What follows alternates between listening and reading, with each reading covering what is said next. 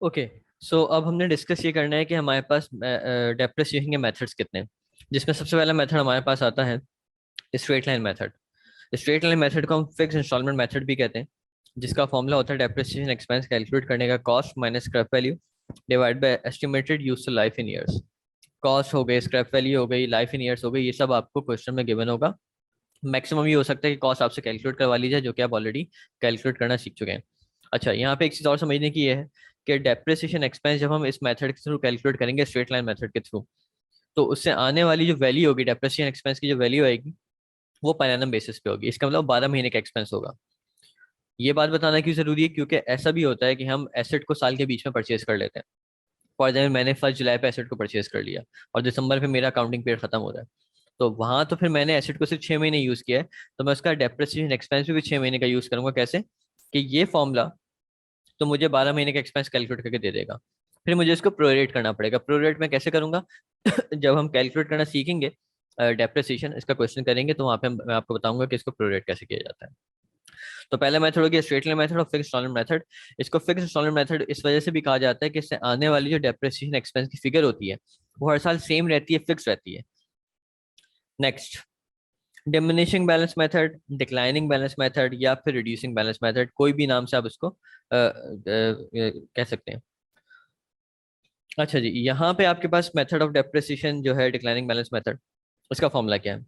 इसका फॉर्मूला है cost minus accumulated depreciation, then जो वैल्यू होगी उसको आपने मल्टीप्लाई कर देना परसेंटेज ऑफ डेप्रिसिएशन से। अब अगेन कॉस्ट आपको या तो गिवन होगी क्वेश्चन में, या फिर आपने खुद कैलकुलेट करनी होगी।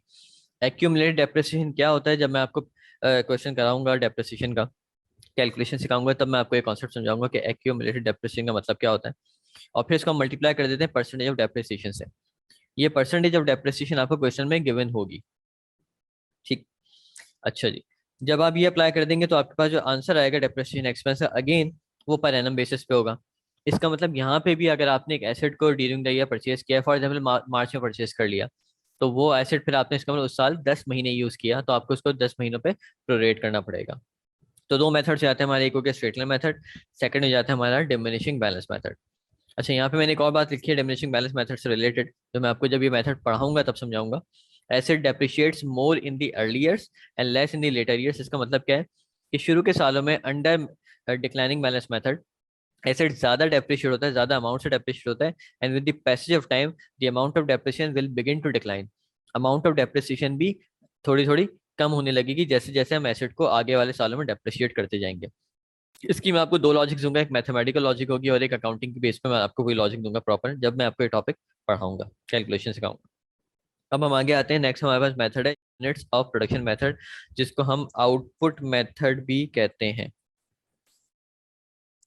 यूनिट्स ऑफ प्रोडक्शन मेथड में क्या होता है? इसका फॉर्मूला क्या है? डेप्रिसिएशन एक्सपेंस का cost minus scrap value divide by estimated useful life in units, और इससे आने वाला डेप्रिसिएशन एक्सपेंस होगा, वो होगा पर यूनिट बेसिस पे। ये उन मशीनरी के लिए या उन एसेट्स के लिए यूज किया जाएगा जो आउटपुट के बेस पे डेप्रिशिएट होते हैं या यूनिट्स के बेस पे डेप्रिशिएट होते हैं। फॉर एग्जांपल, एक फोटोकॉपियर मशीन है, एक प्रिंटर है, या कोई ऐसी मशीन है कि जहाँ पे आप जितना आउटपुट से प्रोड्यूस करते जाएंगे, मशीन उतनी उस आउटपुट की बेस पे डेप्रिशिएट होती रहेगी। जैसे मैं बोलूँ कि एक फोटोकॉपी मशीन है जो कि 50,000 प्रिंट्स मैक्सिमम निकाल सकती है, उसके बाद ये मशीन स्क्रैप हो जाएगी।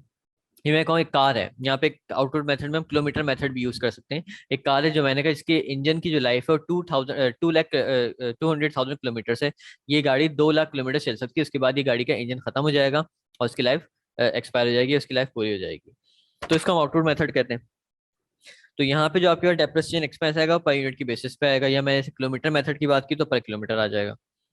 अच्छा, इसमें अब आगे बढ़ते हैं। फिर हमारे पास एक और अच्छा, यहाँ पे एक बात मैं आपको और बता दूं, ये सब प्रोडक्शन मेथड में, कि यहाँ पे अगर आपको जो ईयर्स गिवन होते हैं कि आपने एसेट को परचेज किस डेट पे किया, वो इररेलेवेंट हो जाता है, क्योंकि आप यहाँ पे मंथ्स की बेस पे या ईयर्स की बेस पे एसेट को डेप्रिशिएट नहीं कर रहे होते हैं।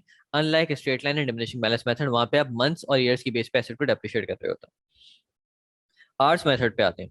आर्स मेथड क्या है? ये उन फिक्स एसेट्स के लिए मेथड यूज किया जाएगा जो अर्ली बेस पे डेप्रिशिएट होते हैं, जितने घंटे वो चलेंगे उतने डेप्रिशिएट होंगे। फॉर एग्जांपल, मैं एक एयर कंडीशन की बात करता हूँ कि जितने आवर्स आप उसको ऑपरेट करोगे, जितना उसको चलाओगे, उतना ज्यादा वो डेप्रिशिएट होगा। या इस तरह कोई भी दूसरा एसेट हो सकता है, जो जितने आवर्स चलेगा उतना ज्यादा वो डेप्रिशिएट होगा। तो उसके लिए फॉर्मूला हमारे पास क्या है? Cost minus scrap value divide by estimated useful life in hours. अब इसकी जो आपको लाइफ गिवन होगी वो टोटल इन आवर्स गिवन होगी, तो उससे आने वाला आंसर भी डेप्रिसिएशन एक्सपेंस का पर आवर आएगा। इसका मतलब क्या होगा, जब आप 1 घंटे एसेट को ऑपरेट करेंगे तो उसकी वैल्यू कितनी रुपीज से कम हो जाएगी। इसके बाद हमारे पास दूसरा मेथड आता है sum of the years digit method. अच्छा, इस मेथड की एक बात मैं आपको बता दूं कि इस मेथड की कोई प्रैक्टिकल यूजेज नहीं है, प्रैक्टिकली मेथड यूज नहीं किया जाता, लेकिन क्योंकि आपके बुक्स में आपके कोर्स में गिवन है तो हमें इसे पढ़ना जरूरी है। बच्चे इस मेथड से थोड़ा स्टूडेंट्स घबराते भी हैं, घबराने की बात नहीं होती, आप इसको एक बार समझ लोगे कैलकुलेशन तो बड़ी आसान हो जाएगा। इस मैसेज कोई हार्ड एंड फास्ट रूल नहीं है। इस मेथड का फॉर्मूला क्या है? इस मेथड का फॉर्मूला है depreciable cost multiply by life divide by fraction. अब डेप्रिशिएबल कॉस्ट कैसे निकलती है वो मैंने आपको बताया पहले भी। डेप्रिशिएबल कॉस्ट का फॉर्मूला होता है कॉस्ट माइनस स्क्रैप वैल्यू। ये जो फ्रैक्शन यहाँ लिखा है, फ्रैक्शन कैसे निकलेगा? फ्रैक्शन निकालने के दो तरीके होते हैं। एक तरीका मैं आपको अभी बता रहा हूँ, ये फॉर्मूला जो मेथड है, और दूसरा तरीका मैं जब आपको क्वेश्चन करवाऊंगा तब बताऊंगा। रिकमेंडेड यही है, रिकमेंडेड, और यही तरीका आपने फॉलो करना है। दूसरा तरीका से मैं आपको बता दूंगा कि एग्जिस्ट करता हूँ, बिल्कुल भी आप यूज नहीं कीजिएगा। फ्रैक्शन का फॉर्मूला क्या होता है? N multiply by N plus one divide by whole two. N का मतलब होता है numbers of life in years, numbers of years जो है लाइफ के। ठीक है। अच्छा जी, तो sum of the DTL method में भी जो आएगा हमारे पास डेप्रिसिएशन एक्सपेंस का आंसर वो पर एनम बेसिस पे ही होगा। इसका मतलब यहाँ पे भी अगर मैंने एसेट को mid of the year purchase किया है तो वो उतने ही मंथ्स पर डेप्रिशिएट होगा, प्रोरेट होगा जितने महीने मैंने उसको यूटिलाइज किया है। फॉर एग्जाम्पल मैंने अक्टूबर में एक एसेट परचेज कर लिया तो दिसंबर तक 3 महीने यूटिलाइज हुआ तो 3 महीने का डेप्रिसिएशन एक्सपेंस रिकॉर्ड हो जाएगा। तो इस तरह से हमने सारे अपने जो मेथड्स हैं डेप्रिसिएशन के वो डिस्कस कर लिए हैं। अब एक एक मेथड का मैं एक एक वीडियो बनाऊंगा और उस पर आपको फिर क्वेश्चन सॉल्व करके दिखाऊंगा, except this sum of the DTR method. यहाँ पे मैं इसकी 2 वीडियोस बनाऊंगा क्योंकि यहाँ पे कुछ मैंने आपको डिटेल में और बात समझानी है। अच्छा, यहाँ पे बातें खत्म होती हैं, यहाँ पे एक चीज और डिस्कस करने के लिए रह जाती है कि हमारे पास 3 टाइप के फिक्स एसेट्स हैं, टेंजिबल, इंटेंजिबल और नेचुरल रिसोर्सेज। तो सवाल ये आता है कि वो तीनों टाइप के फिक्स एसेट डेप्रिशिएट होते हैं? बिल्कुल डेप्रिशिएट होते हैं। मैं जरा आपको स्क्रीन पे लेके आता हूँ, ये वाली जो हमने सबसे पहला लेक्चर पढ़ा था। यहाँ पे सिर्फ एक बात समझने की ये है कि तीनों एसेट्स डेप्रिशिएट होंगे बिल्कुल उन्हीं मेथड से। मैंने तीनों मेथड आपको बताया। ऐसा नहीं होगा कि इंटेंजिबल एसेट्स के लिए कोई दूसरा मेथड यूज हो रहा हो, नेचुरल रिसोर्स के लिए कोई दूसरा मेथड। और 5 मेथड्स आपको बताया, पांचों मेथड्स टेंजिबल एसेट्स के लिए भी अवेलेबल है, नेचुरल रिसोर्सेज के लिए भी अवेलेबल है और इंटेंजिबल एसेट्स के लिए भी अवेलेबल है। फर्क सिर्फ इतना है, जब मैं कहता हूँ टेंजिबल एसेट्स के लिए अल्फाज यूज करता हूँ डेप्रिसिएशन का, तो वो अल्फाज हम डेप्रिसिएशन यूज कर लेते हैं। इसका मतलब जब मैं कहता हूँ कि it is the systematic allocation of the depreciable cost of an asset to economic useful life for tangible asset, तो मैं इसके लिए अल्फाज क्या यूज करता हूँ? डेप्रिसिएशन। अगर मैं कहूँ इनटेंजिबल एसेट्स की कि दी डेप्रिशिएबल कॉस्ट को जब मैं लाइफ पे स्प्रेड करूंगा, एलोकेट करूंगा, और जो मेरी वैल्यू आएगी वो डेप्रिसिएशन नहीं कहलाता, वो एमोर्टाइजेशन कहलाता है। चीज वही है, एक्सपेंस ही है, एसेट की लाइफ को ही एलोकेट कर रहे हैं, over the useful life he allocate कर रहे हैं, डेप्रिशिएबल कॉस्ट को ही एलोकेट कर रहे हैं, सिर्फ नाम डिफरेंट है ताकि आप डिफरेंशिएट कर सको।